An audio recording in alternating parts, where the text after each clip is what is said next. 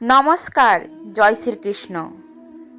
আজকে আমি আপনাদের কাছে এমন একটি বিষয় নিয়ে আলোচনা করতে চাই, যা জানতে মোটামুটি সবারই একটা ইচ্ছা থাকে। আজ আমি এমন একটি কমন বিষয় নিয়ে আলোচনা করব, যা সত্যি সবার জানা উচিত। আর সেই বিষয়টি হলো গুরুদেব সেবা বা বৈষ্ণব সেবা দিলে কি হয়। গুরুদেব সেবা বা বৈষ্ণব সেবা দিলে কি ফল লাভ হয়, জানার জন্যে কটাল নামে এক ব্যক্তির গল্প অবশ্যই শুনতে হবে। তুঙ্গা ভদ্রা নদীর পাড়ে কটাল নামে এক ব্যক্তি বাস করত। সে একজন পাপী ছিলেন। এমন কোনো পাপ কাজ নয় যা তিনি করেননি।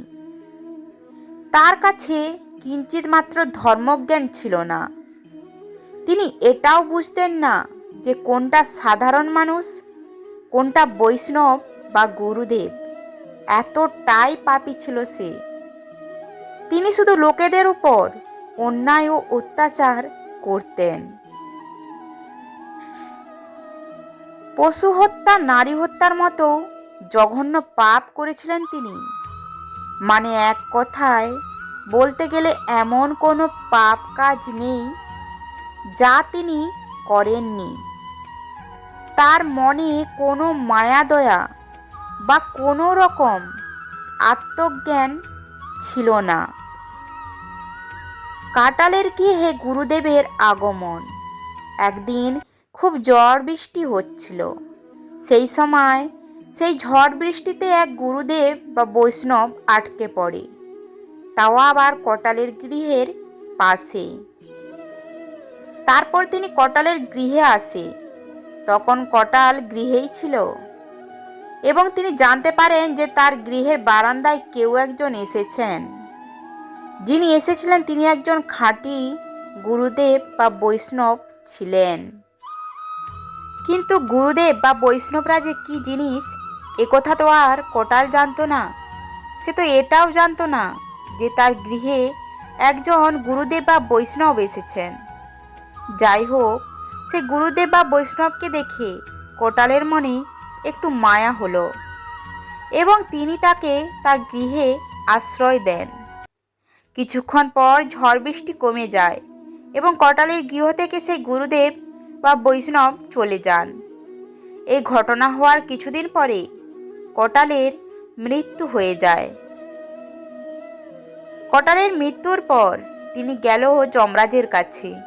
এবার তার হিসেব দেওয়ার পালা, যে তিনি কোটাল হয়ে জন্ম নিয়ে কি করেছেন।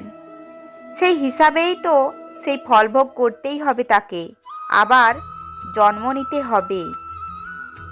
আমরা তো মোটামুটি সবাই জানি যে আমাদের মৃত্যুর পর হিসেব দিতে হয়। যে যেই রকম কর্ম করে সে সেই রকম কর্মফল ভোগ করার জন্যে আবার জন্ম নেয়। আর এই জন্যেই জন্ম মৃত্যুর চক্র থেকে মুক্তি পাওয়ার জন্যে কৃষ্ণ নাম বা হরিনাম কীর্তন করা খুবই আবশ্যক। আর কোটাল ছিল একজন পাপী মানুষ। তার জীবনে পাপ ছাড়া আর কিছুই ছিল না। সুতরাং তার কর্মফল ভালো হবে না, এটাই বিধির বিধান। আসুন তাহলে এবার জেনে নেই কোটাল ও যমরাজের মধ্যে কি কথোপকথন হয়েছিল। যমরাজ বললেন, চিত্রগুপ্ত, দেখো তো এই কোটাল নামে মানুষটার কর্ম কী রকম, আমাকে বলো তো একটু। চিত্রগুপ্ত বললেন, এই মানুষটি সারা জীবন যে কর্ম করেছে তাতে তো শুধু লাল কালি রয়েছে। সবশেষে তিনি দেখতে পেলেন সেই মানুষটির কর্মে কিছু নীল কালিও রয়েছে। যমরাজ বললেন, কোটাল, তোমার জীবনে তো তুমি মানুষের ওপর শুধু পাপ, অন্যায় আর অত্যাচার করেছ।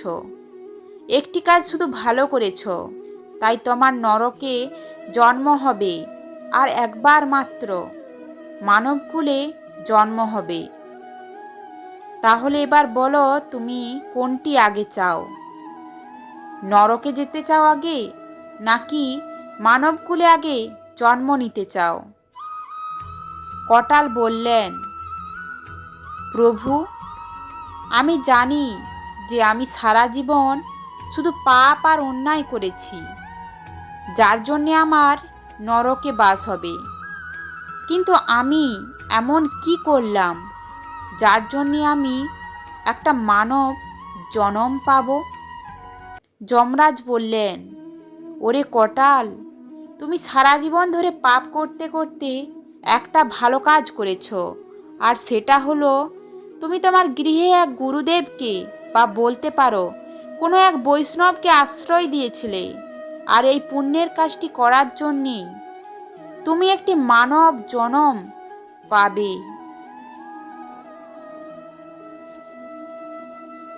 কটাল বললেন, কিন্তু আমি তো তাকে শুতেও দেইনি আর কোনো কিছু খেতেও দেইনি, তাতেই আমি এত ভালো ফল পাবো? যমরাজ বললেন, হ্যাঁ, সেই গুরুদেবকে আশ্রয় দেওয়াতেই তুমি মানব জনম পাবে, আর এটাই তোমার জীবনের সব থেকে পুণ্যের কাজ। কটাল বললেন, প্রভু, আমি সব বুঝতে পেরেছি। আমাকে প্রথমে মানব জনম দেন, আর তার সাথে আমি আপনার কাছে কিছু আবদার রাখতে চাই।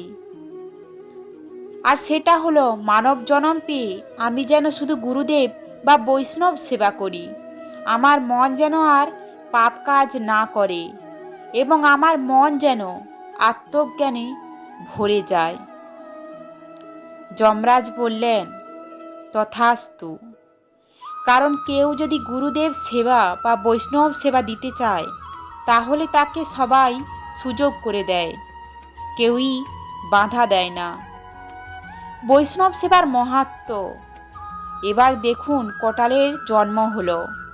জন্মের পর তিনি একের পর এক বৈষ্ণব বা গুরুদেব সেবা দিতে দিতে তার সমস্ত পাপ ক্ষয় হয়ে যায়। তারপর এমন একটি সময় আসে যে দূত তাকে সসম্মানের সাথে রথে করে ভগবানের ধামে নিয়ে যান।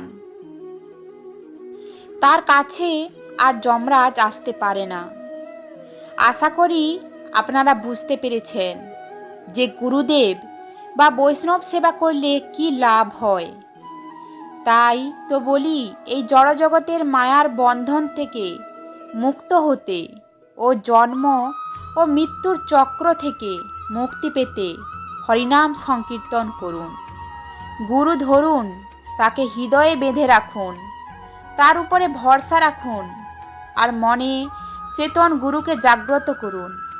চেতন গুরু জাগ্রত হলে উনি আপনাকে সঠিক পথে নিয়ে যাবে। সর্বশ্রেষ্ঠ সঙ্গ হল সাধু সঙ্গ।